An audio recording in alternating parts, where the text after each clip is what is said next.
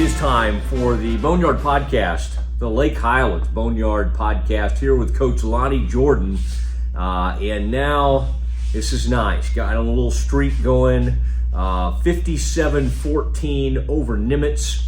And you made a point, Coach Jordan, to say, hey, these guys are coming here to try to beat us. You can't feel sorry for whatever 0-6 record or whatever they had coming in. And I think as far as like holding yourself to a standard and coming out, setting a tone early, I feel like you have. I mean, I know you can nitpick, and you will, although you're very kind and affirming to your players, at least on this podcast.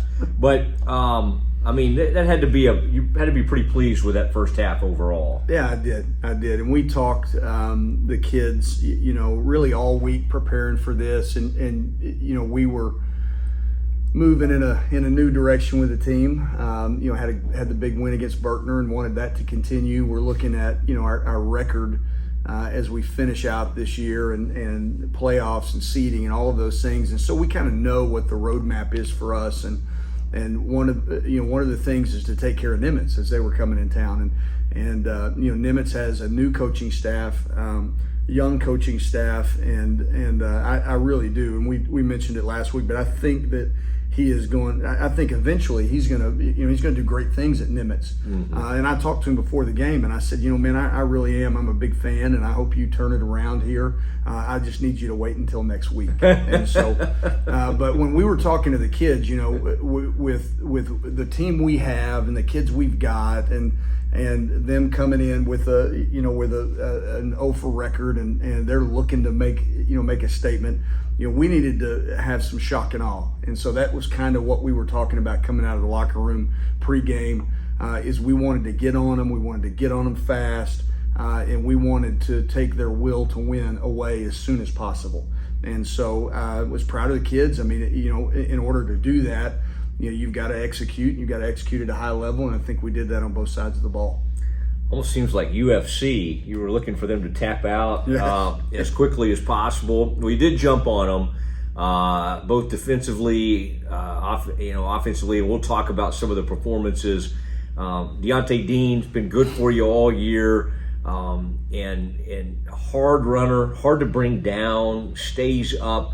He ran into some issues like very early in the season, ball security. 3 touchdowns in the first half, fueling that 43-0 halftime lead. When you go up 43-0, though, it does take away some of the things you're trying to do in the second half. That's okay. You'll take it. You sure you didn't want Wesley to fall down? He tried to fall down, didn't he, on that interception return? Man, what an unbelievable! And I hope that's in the cut-ups that we have on here. But that interception return by Wesley Scott was one of the coolest things. It was so fun to watch, and we've talked about Wesley, and he hasn't played football since he was a freshman. He's been he's killing it over in baseball. Comes back. And then, that may be that moment that he was looking for, right? I want to play football again so that I can do something like that under the lights on Friday night. And he did it, and it was beautiful. It was a great catch. It was an unbelievable run. He ended up having to break some tackles on his way in. That was the last, or that was right there at the end of the first half. And as we're coming in to the locker room, I think we had some baseball dads that were tailgating over there by the locker room, and they were hollering baseball as he was coming in. But what, that's fun for him. And I texted him that night and just told him, late that night, just told him how proud I was of him and how happy we are that he's playing football. That's some good insight. I like that. The baseball dads over there. Hoping he won't just start focusing on, but that was a fun part of that game, and there was a lot. Shamar continues after being slowed early in the season with some injury issues. The speed, and I guess when you try to look at the silver lining on some of those moments when you really could have used him, I mean, I'll look out there sometimes and go, wait, 13's fast too, or look at some of these other players and. Other players had to kind of step up, and now when you look at some of these other receivers, whether it be Tripp or Jack or whoever, it seemed like more guys were able to step up, and then you were able to integrate him, and it's been pretty seamless, I would say, especially here in the last week or couple of weeks. Oh yeah, and we're proud of our receiving core. The guys that we have all have a pretty high skill level. 13, Nimitz Rolor, he is fast. Shamar, you talked about him. He's a little different. I mean, he's explosive. He changes direction well, and he's done it at a high level for us for a long time. But then you take Jack Schreiner, who has been, I think, our most productive receiver overall. As you look at it, I mean, he's done, when he has an opportunity, he's done great things. Whether it's just catching the ball or run after the catch. We've got two younger players that are splitting time at our wide position with Leland and Trip Marshall, Leland Germany and Trip Marshall, and they've been very efficient in the passing game. And then there's Ian Mowdy, and Ian is very explosive, and we went in at halftime last night and or Friday night. One of the things that we looked at is, okay, where have our touches been? Who's gotten the ball? And in a game like that, really we want everybody at the end of the night to come away with some meaningful snaps. Yeah. And so we came out with the mindset that we were going to get Ian the ball because we hadn't got it to him in the first half, and so we threw him a little hitch pass out on the side, and he goes 51 yards, and he almost scored on it, but it was. He's explosive. He runs well. He got down, and he's strong. And if you've seen him, I mean, he's a weight room guy, and he's a strong kid. So we've got a lot of players out there that can do great things, and that's good for us. And it's allowed us this year to spread the ball around quite a bit.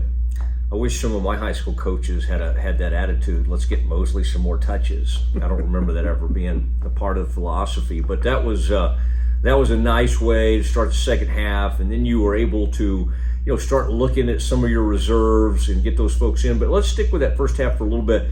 Who on defense, other than Wesley with the fun return, Carson Klein, I feel like he gets an interception almost every week. I don't know what your interception total is now. It'd have to be up in kind of the 8 to 10 range. Yeah, don't quiz me. I didn't write that one down, Matt. I'm gonna have to go look it up. Let's call it 10. Okay. Let's go the high side on that. But lots of interceptions, and that started really in the first game of the season. What about that quarterback for them was under duress pretty early. What did you think about your front in this game, and were they kind of getting that penetration you needed? Yeah, no, our front's done such a great job for us, and we talk about him every week. John Williams at nose has been good and strong in the middle, and Christian Tate's getting healthier now, so he's going to be able to come back and add some kind of some veteran experience in the middle of that line as well. Jalen Caton, we've talked about him. He's long and fast, quick off the ball. Yeah.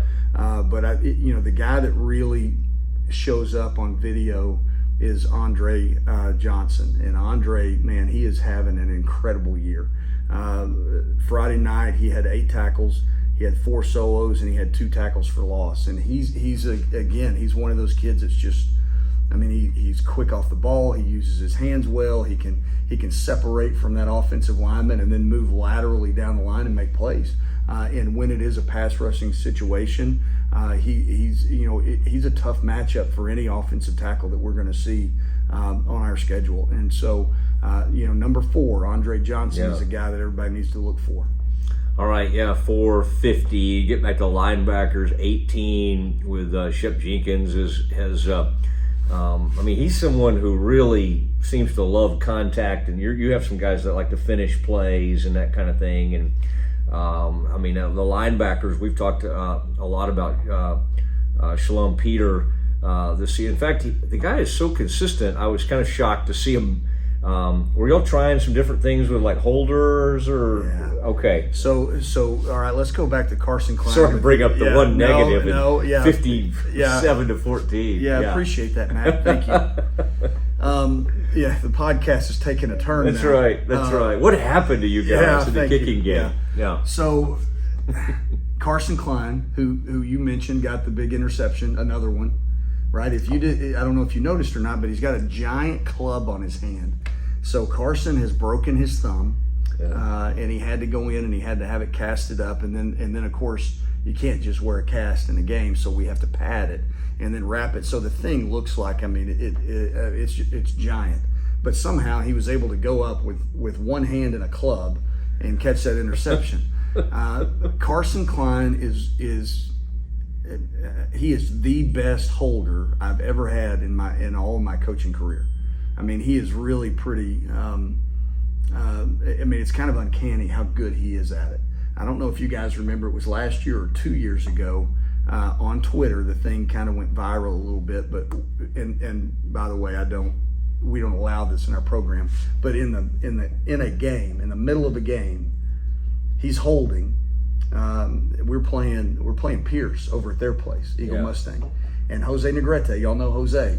Well, the kids love Jose and his highlights and what he does. So Jose gets on the sideline, right across from where Carson is, and so Carson's taking the snap and the hold for a field goal, and he puts the ball down on the tee. You know, all this stuff happens, right? It's all. Yeah. He puts the ball on the tee, looks up at Jose Negrete, and points at him as the ball's being kicked. And I didn't know about it, obviously. And I'm checking Twitter the next day, and I'm thinking, I said, wait a minute, wait, what? And sure enough, he was pointing at the camera. Anyway, so he hasn't done that again, but that's how good he is at it. I mean, the whole thing just kind of slows down for him. It can be a bad snap or whatever, and he gets it up there and spins it and tilts it just the right way. Well, now he's broken his hand, he can't do that. So we've been trying out different holders, and we had a short week to try to get those guys ready. So we went through 2 holders last night, and we'll continue to do that. You know, Shalom's got a big leg, and we need to make sure that we can get that thing on a tee and do it consistently, and we will. We just, we'll be much better this weekend. I would not want to be the holder, and have Shalom looking down at me upset. I mean, the man will hit you, and so anyway, there'll be some. Shalom. I mean, he you would think that, right? He's kicked. This is his second year now kicking, and he's pretty good. Yeah. But he's the nicest guy on the field. And he'll give tips to the holder, and hey man, it's okay. He'll pat him on the back. He's just a nice guy that will run and smoke you in the box. So, okay, on the offensive side, we talked about some of the receivers. I mean, Tripp almost had a perfect outing from an accuracy standpoint. 8 for 9. I think I looked and you averaged over 17 yards an attempt, so ends up somewhere around 160 yards. You didn't have a chance, obviously, in the second half to throw it a bunch. But his decision-making and just where he's going with the ball just seems to grow with confidence each game. So I think that's a big, that's a really good point that you make. The game was 43-0 at halftime. Mm-hmm. So in the second half, the game is totally different. We're not. If you look at the stats and total yardage and things of that nature, well, you take Andre Johnson, 8 tackles, 4 solos, 2 TFLs. That's in one half of football. So you extend that out through the course of a game, and it's it's kind of astronomical. Tripp was unbelievable, and so he's 8 for 9, and the one incompletion he threw was a busted route on our end. So. You really can't fault Tripp for that, because if we had done what we were supposed to do from a receiver standpoint, the receiver would have been open and it would have been a touchdown. So Tripp had an incredible game, and we're putting more and more on his plate each week, and it's really fun to watch him grow. He's seeing things differently, and we're gonna, he's got some challenges this week with the team that we've got coming in, but he needs to be able to make some calls at the line. He needs to be able to look and determine what the secondary is in, and then he will, he'll choose a play based off of that. All right, and the O-line, obviously for the most part, he had time. Deontay found some room in that first half. What about that? What about that unit? Are you kind of liking how they're performing? Yeah, each week they're getting better. We're And this we knew it was going to be a process this year, but each week we get a little bit better. We were the most physical group. On Friday night they had a really good defensive tackle or defensive end, big kid, and he gave us some fits, but that's going to happen, from time to time. But all in all, across the board, I would say that our group control the line of scrimmage, and that's what we're looking to do. We need to get to the point where we can adjust on the run, and we're going to need to do some of those things this week, as people give us different looks. The offensive line is such a special group. You've got to, unlike defense, where in defense you've got gap integrity and you're adjusting or reacting to the play. Well, we have to execute our scheme based on what front you're in, and so when those things move post snap, you got blitzes and different things, and we've got to be able to stay on track. Recognize sometimes pre-snap we've got our offensive line is going to have to kill one play that we had. If we call one play, well, it may not work against this front. So as they give us a different front, we've got to kill it and be able to run a different play, and we're getting better at those things. The most, what I'm looking for is, can we control the line of scrimmage? Can we move the line of scrimmage when we snap the ball? And if we can do that with a back like Deontay, then we've got a chance to win football games. Yeah, it's a good group, and it's kind of fun to watch them grow. I mean, I don't want to hit you over the head with the penalties in this game because the game was kind of out of reach, so we won't even bring that up. I won't say the total there. Matt, you just did. You just did. I didn't say how many though. Oh, that's true. I left that's the true. Total out. Yeah. Just kind of a handful, let's call it. But anyway, we'll continue to address those. And we are.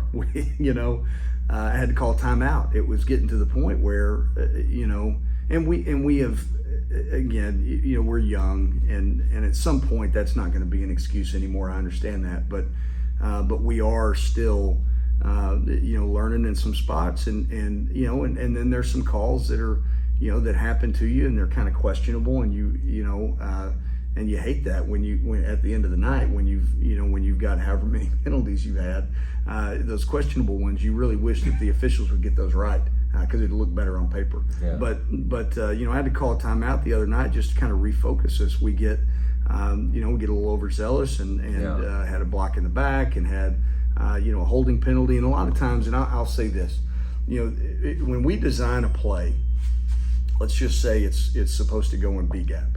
And so my offensive tackle is blocking to position himself on a defensive player so that we open B gap. Mm-hmm. And then that back, whether it's the quarterback pulling the football or Deontay doing a little jump cut, and he gets out and he goes into C gap. Well, now that defender starts to work to the ball carrier, and we're not positioned for that. And instead of, at this point, instead of moving our feet like we need to, we're kind of pulling. And it's fixable. It's just, it's not something that happens overnight. So we're still working on that, and fortunate that we got a win in spite of the flags. I recall that moment you were going to refocus everyone, because I think you're already up 30-something-0, and you were pretty. You usuly kind of stay pretty calm, but you were working some folks over out there. Well, it didn't feel like 30-0 or 40-0, whatever it was. Because again, and even talking to the kids, it's not about them; it's about us, and we've got to be better. We had to beat Nimitz, and I want to beat Nimitz, but you know what? I want to beat South Grand Prairie in the first round of the playoffs, and I want to beat Allen in the second round of the playoffs. And if we're going to do that, then we've got to cut out some of these things that some of these sloppy things that we're doing now. All right, the Boneyard podcast continues, and you wait for this. You always enjoy this. Our Unsung Hero of the Week. This has at times been Mangle's Drone was one of my favorites. Known him for years, or seen him around, and the athletic training staff, that was a really fun one too. And then sometimes it's players. People were texting me about Dodo last week. There's also a Mavs player, Dorian Finney-Smith, that goes by Dodo. but that was kind of fun.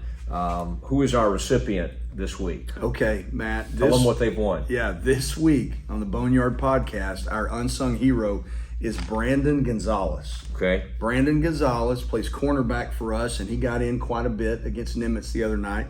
He got in the second half against Berkner. He is 5'6". He's 145 pounds.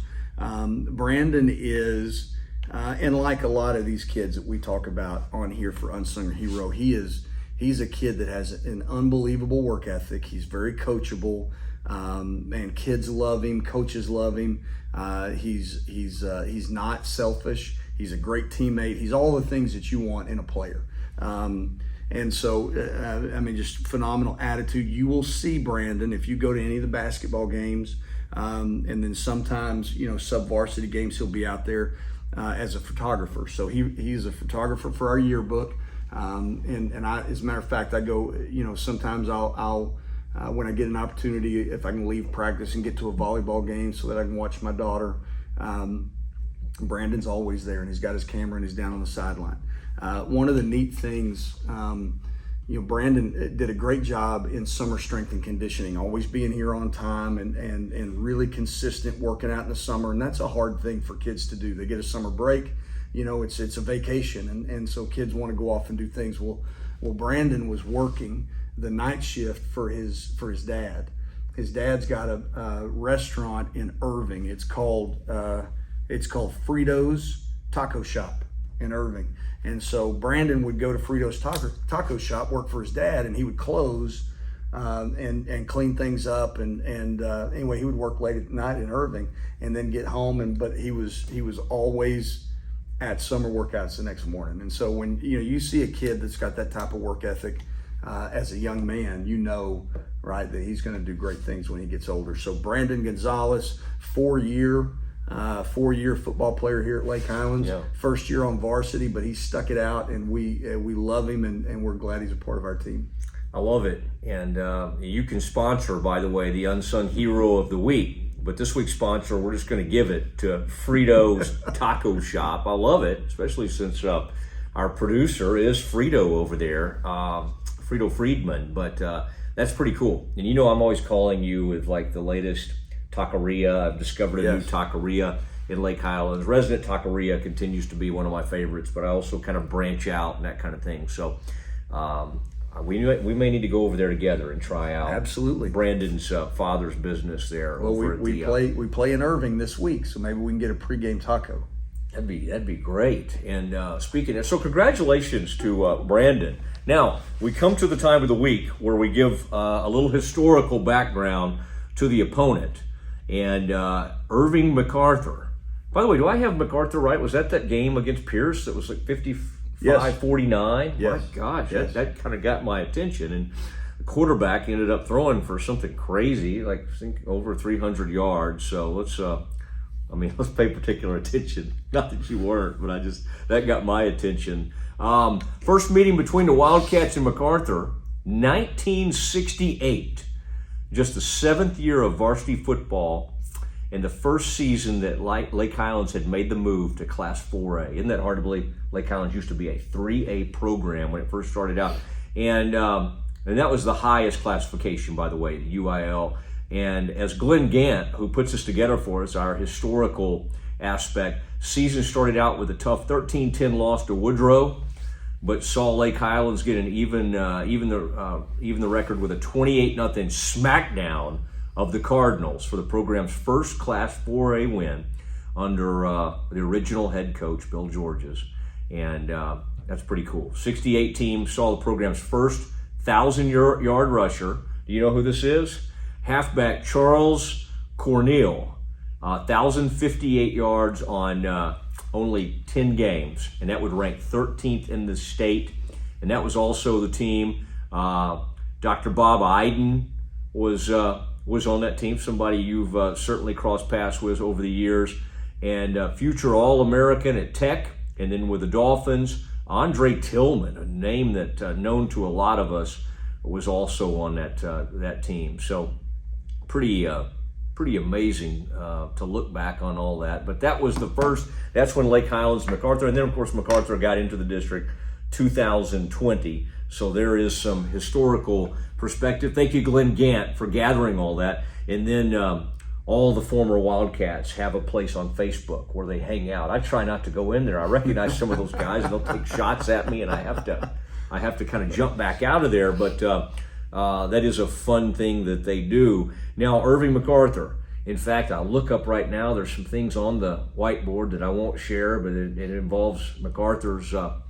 Frito, can we pan over there and look at some of that line, some of those X's and O's?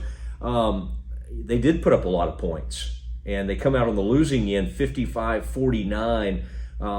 What makes the MacArthur offense so explosive? So MacArthur has, they got a big right tackle, good looking kid, good player.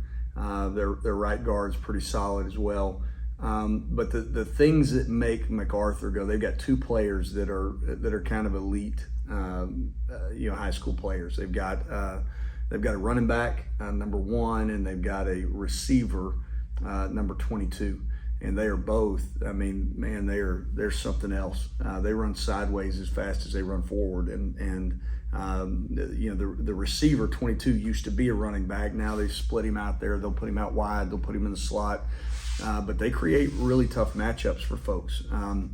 A lot of gap schemes up front. So you'll see it's kind of old buck sweep type stuff where they'll hand the football to that back and he'll run, kind of sideways out of the backfield, and then he's got a guard that's going to kick and a tackle that's going to wrap up in there, and then he'll break it up the hash. And he's as good a back as we will see all year long. And then the receiver is as talented, speedy guy as anybody will see. So for us, we've got to control. I mean, we've got to be able to control the box. We've got to be able to turn that running back into the teeth of our defense. And then from a secondary perspective, we have to know where 22 is on the field and make sure that we've got good coverage on him all night. So, and they've been scoring, for the most part, they've been scoring points all year long. We're up for the challenge, but it's going to be a lot of work for us this week. Well, and, as you were mentioning the playoffs and to play on the road and think about the playoffs and some of the neutral type places, I think it's good to get out there and kind of get in a different environment and see how the players respond. I'd like to remind people, subscribe any way you want, Spotify, Apple. We have a lot of different ways you can interact with us. And then also, if you can't get out there to Irving, I encourage you to, but if you can't, I really like that NFHS. I've subscribed to that, and that's kind of a neat deal. And you can match it up, as you told us, with that championship radio. And it's my old morning news colleague, Keith Whitmire, who has a son that's a junior, I believe on the JV team, doing a really nice job over there. And Keith loves this program, went here, and offers great insight, and then the play-by-play guy, great energy, and so it's a good crew. So if you can't be over there, that's a good way to kind of keep up and a good way to spend your evening, I might add.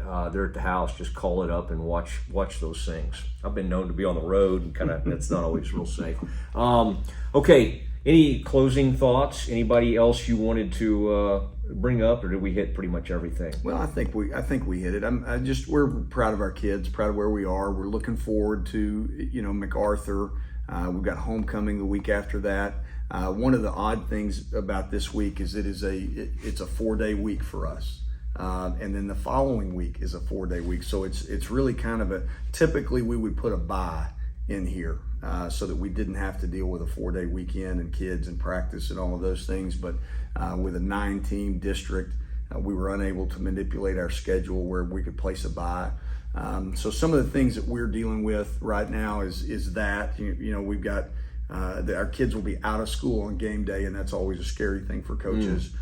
So we were telling them today, no matter what all your friends are doing on Thursday night, you guys have a curfew, you need to be in bed, and so we'll have to get them up bed here. Checks. Yeah, you really checks. should. We'll have to get them up here Friday before that game and travel. So we'd love to see you guys out for that. Or Champion Sports Radio, Philip Kern and Keith Whitmire do a great job there. And then the following Monday is Fair Day. So I've got to get the kids back up there early on fair day to get ready for that homecoming game against Richardson the following week. Just looking forward to that. We're going to recognize the 81 state championship team at that homecoming game, and so that's going to be a lot of fun. Yeah, I've experienced HOCO, the kids call it now, and so they've got some of their things arranged for that weekend. There's some themes involved. I think some superheroes. I don't know if I don't know if it's a whole school or whatever. I just go by. I've got a daughter that attends school here, sophomore. So this is fun. Want to remember to say Mike Black. I got to see Mike at a game here recently, at a JV game, and he's got kids on the way and already got some talented young junior high athletes in his family. And I met his younger son. He looks like he's going to be good too. So just keep coaching as long as Mike Black is involved in the program. And that's Eagle Cleanup, and that is our presenting sponsor. And then met our local dentist, Ted Hume. I didn't meet him, I've known him, but he came up the other night. And so there are packages available if you want to get involved with the Boneyard podcast. In fact, reach out to me on Twitter at Matt Mosley, or and that's Mosley, or on Facebook. And I'll even check the Facebook perhaps and see. But thank you. That was good. Love the insight, and another great win. And good luck on Friday night. Very good. Thank you, Matt. All right, that has been the Lake Highlands Boneyard podcast for Frito Nation Productions and Coach Lonnie Jordan. I'm Matt Mosley. Good night.